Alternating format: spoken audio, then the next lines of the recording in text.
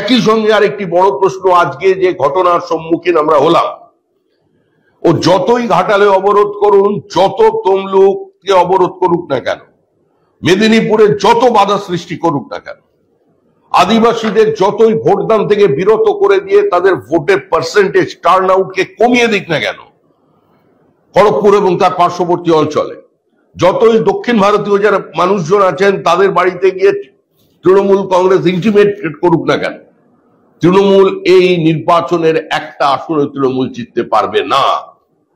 তৃণমূল জিতছে না। পূর্ব মেদিনীপুরে নন্দীগ্রামে বিজেপি সেগমেন্টে বিজেপি লিড থাকবে, বড় লিড থাকবে। তমলুক বড় ব্যবধানে আমরা জিততে চলেছি। কিন্তু তার সঙ্গে সঙ্গে সর্বত্র একই চিত্র। বিশেষ করে কেশপুরে যে ঘটনা ঘটছে, যে 500 জন প্রকাশ্যে প্রার্থীর সামনে আসছে, হামলা করছে, বিভিন্ন বুথে ঢুকে পড়ছে, আর পুলিশ সেখানে কার্যত নীরব দর্শক, পুলিশ তাদের সহযোগিতা করছে। কিছু পুলিশ সামনে আছে, এমন কথা বলছে যেন 6 মাসের বাচ্চাকে কাঁদছে, তাকে ঠান্ডা করছে, এইরকম পুলিশের অ্যাপ্রোচ কিন্তু চলেছে। আমরা দফায় দফায় বিভিন্ন জায়গায় 300টা বুথ যেখানে ছাপ্পার চেষ্টা করা হয়েছিল, অন্তত 300 জায়গায় আমরা আমাদের কমপ্লেইন জানিয়েছি। প্রণব টুডু হসপিটালে চলে গেল। আজকে একটা অভিনব দৃশ্য দেখলো যে কিভাবে একজন প্রার্থীকে তাড়া করা হচ্ছে। সিআরপিএফ জওয়ান 2 জন আক্রান্ত হলেন, তার মধ্যে একজনের মাথা ফেটে গেছে, তিনি এখন হসপিটালাইজ, চিকিৎসাধীন। প্রণব টুডু হসপিটালাইজ। আজকে ময়নায় বিজেপির এমএলএ এর যে পিএ গৌতম গুরু আজকে 3 ঘন্টা ধরে, 3 ঘন্টার বেশি হয়ে গেল, প্রায় 3.5 ঘন্টা ধরে নিখোঁজ আছে, তার কোনো খোঁজ নেই। সে কারণে অভিজিৎ গঙ্গোপাধ্যায় আমাদের তমলুকের প্রার্থী, তিনি সেখানে ধর্নায় বসে গেছেন। ঘাটালে চারিদিক থেকে বিভিন্ন বুথে বিক্ষিপ্ত গন্ডগোলের খবর আসছে এবং যেখানে যাচ্ছেন তাদের টার্গেট হচ্ছে প্রার্থীকে আটকে দেওয়া। এটা শুধু একমাত্র ঘাটালের প্রার্থীর ক্ষেত্রে নয়, অভিজিৎ গঙ্গোপাধ্যায়ের ক্ষেত্রে একই ঘটনা ঘটেছে, প্রণব টুডুর ক্ষেত্রে একই ঘটনা ঘটেছে। সকালবেলা বার কয়েক অগ্নিমিত্রা পালকে এভাবে আটকে রাখা হয়েছে, গাড়ির তলায় অগ্নিমিত্রা পালের শুয়ে পড়া হয়েছে।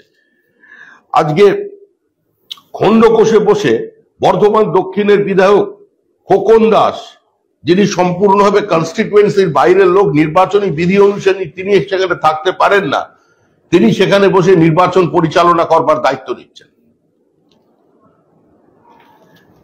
এর মধ্যে নির্বাচন চলেছে, তবে ভোটদানের সংখ্যা বেশি, মানুষ ভোট দিচ্ছেন, মহিলারা স্বতঃস্ফূর্তভাবে বেরিয়ে এসে ভোট দিচ্ছেন।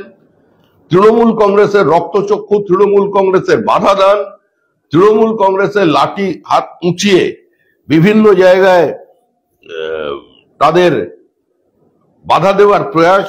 সর্বোপরি চন্দ্রকোনা রোডে আরেকটা আপনারা দেখলেন লুঙ্গি ড্যান্স, আগুন জ্বালিয়ে টায়ার জ্বালিয়ে লুঙ্গি ড্যান্স হচ্ছে, হাতে লাঠি নিয়ে ঘোরাচ্ছে, এইভাবে ভোটারদের ভীত সন্ত্রস্ত করবার চেষ্টা করা হচ্ছে। তারপরেও কিন্তু মানুষ ভোট দিচ্ছেন, তারপরও প্রায় 70% ছাপিয়ে গেছে এখনকার পর্যন্ত যে ভোট এসেছে। তৃণমূল হারছে, তৃণমূল চলে যাচ্ছে।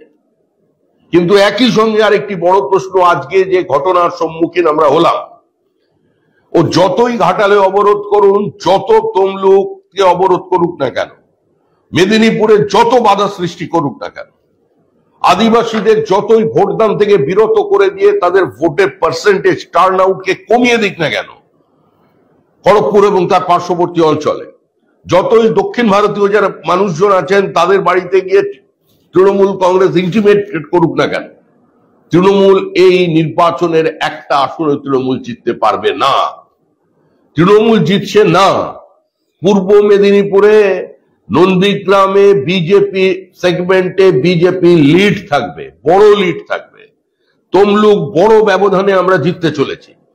কিন্তু তার সঙ্গে সঙ্গে যেটা অত্যন্ত সিগনিফিকেন্ট বিষয়, যে সন্দেশখালীতে শুধু প্রতিবাদ হয়নি, সন্দেশখালীর ঘটনাকে কেন্দ্র করে যে বিবৃতি, পাল্টা বিবৃতি চলেছে, সন্দেশখালীর মানুষকে, মহিলাদের যেভাবে অপমানিত করা হয়েছে, যেভাবে বারবারে সন্দেশখালীর ঘটনাকে মিথ্যাচার বলে মানুষের সামনে নিয়ে আসা হয়েছে, যেভাবে জালি ভিডিও নিয়ে এসে কিছু স্টেটমেন্ট প্লান্ট করিয়ে সন্দেশখালীতে কিছুই ঘটেনি, সাজানো ঘটনার পার্ক স্ট্রিটের সেই পুরনো তত্ত্বকে সামনে নিয়ে আসা হয়েছে, তার প্রতিবাদে কিন্তু আজকে মহিলারা করছেন, আজকে এই নির্বাচনে পশ্চিমবঙ্গের মহিলারাও সন্দেশখালীতে আছেন এবং আজকে যে সাহসের সঙ্গে গত ফেজের নির্বাচনের মতো এবার এবং তার বেশি মহিলারা বেরিয়ে এসে ভোট দিচ্ছেন, এটা নিঃসন্দেহে। তবে আমাদের প্রার্থীদের নিরাপত্তাকে সুরক্ষিত করতে হবে, সুনিশ্চিত করতে হবে। এভাবে নির্বাচন চলতে পারে না। 7 ফেজের নির্বাচনের আগে আমাদের নির্বাচন কমিশনকে অ্যাসিওর করতে হবে যে প্রার্থীর মুভমেন্টকে কোনোভাবে কেউ বাধা দিতে পারবে না। বুথের 100 মিটারের মধ্যে কেন জমায়েত থাকবে?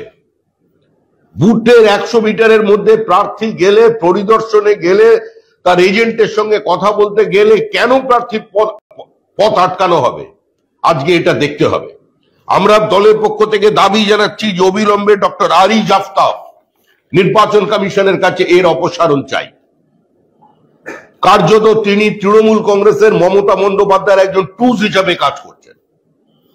অতীতেও তার যে ভূমিকা ছিল সেটা আর যাই হোক কোন নিরপেক্ষ ভূমিকা নয়। তিনি মানুষের সামনে একজন নরমপন্থী, খুব সফট স্পোকেন ভদ্রলোক হিসেবে নিজেকে এস্টাবলিশ করেছেন, কিন্তু কার্যত তার কর্মকাণ্ড এবং তার কাছে অভিযোগ জানালে তার যতটা রেসপন্ড করা দরকার, যেভাবে এই পরিস্থিতিকে হ্যান্ডেল করবার প্রয়োজন ছিল, যেভাবে কুইক রেসপন্স টিমকে আরো বেশি অ্যাক্টিভ করানোর প্রয়োজন ছিল, সেটা তিনি করছেন না।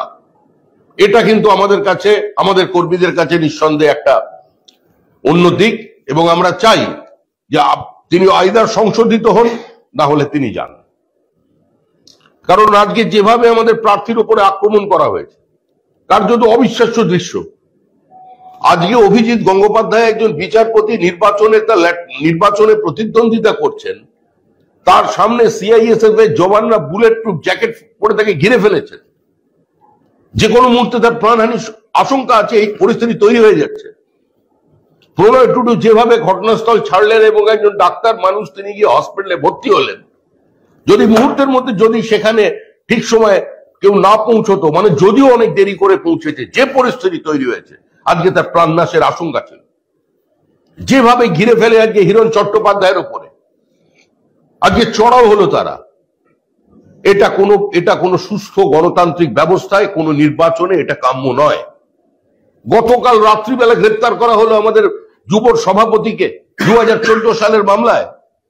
প্রার্থী যিনি পরের দিন, মহিলা প্রার্থী যিনি মেদিনীপুরে প্রতিদ্বন্দ্বিতা করবেন, তিনি রাস্তায় বসে আছেন, তাকে ধর্ণা দিতে হচ্ছে।